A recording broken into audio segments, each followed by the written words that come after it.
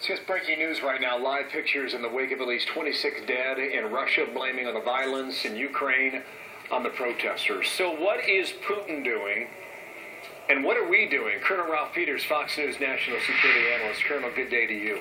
Let's start with the United States. What is the Obama administration doing here, Colonel? As little as possible. And I just heard that the administration wants more Russian involvement in Ukraine.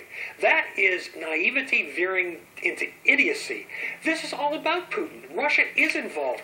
Russia is calling the shots. The Yanukovych government in Kiev in Ukraine has been bought, bullied, blackmailed. They are puppets of Putin. It's all about Vladimir Putin trying to reestablish the Russian Empire.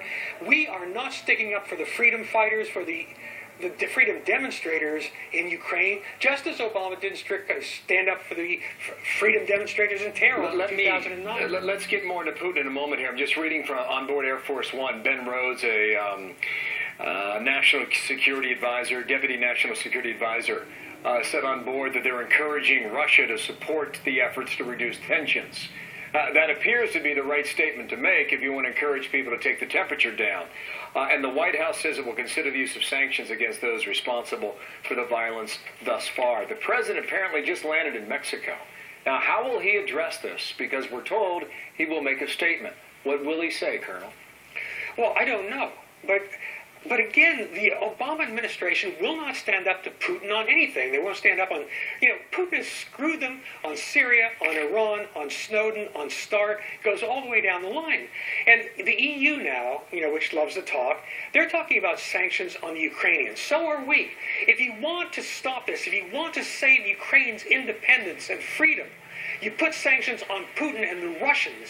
The sanctions on the Ukrainians just drive them closer to Russia because they become more reliant upon Russia's economic assistance. Yeah. We saw Putin a bit earlier today in Sochi. So he's at the Winter Games, and you believe he's calling the shots here in Kiev.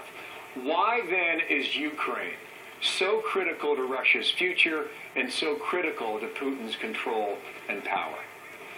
Well, first of all, with Russia's shrinking population, it adds over 40 million more people, and that matters. It also reconnects the dots. It puts Russia back on the Black Sea in force, puts it closer to Europe. It reestablishes the empire. Now, the problem is, and you'll hear a lot of nonsense in the media about, Russia always ruled Ukraine. That is not true. The eastern part, the backward industrial wasteland, was populated by ethnic Russian speakers who do support Yanukovych and like Putin. But the western two-thirds was part of Europe under the Habsburgs, before that under the Poles. They're civilized people who identify with the West. And we're about to abandon them the way we did Hungary in 56, former Czechoslovakia in 68, Poland in 1981. You're going to have Ukraine in 2014 because Obama is not a leader of the free world. He's not a leader of anything. There's another way this could turn out. If you send paratroopers in there, Ukrainian paratroopers, and they take control of the area, perhaps they go against the protesters, perhaps they don't. What if it's B, Colonel?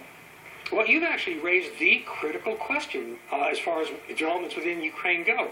The Yanukovych government has called up the paratroopers ostensibly to protect public buildings and property in Kiev, said they won't be used against the protesters. But this is still the old Soviet model military. The paratroopers are not only the toughest, but they're the best indoctrinated.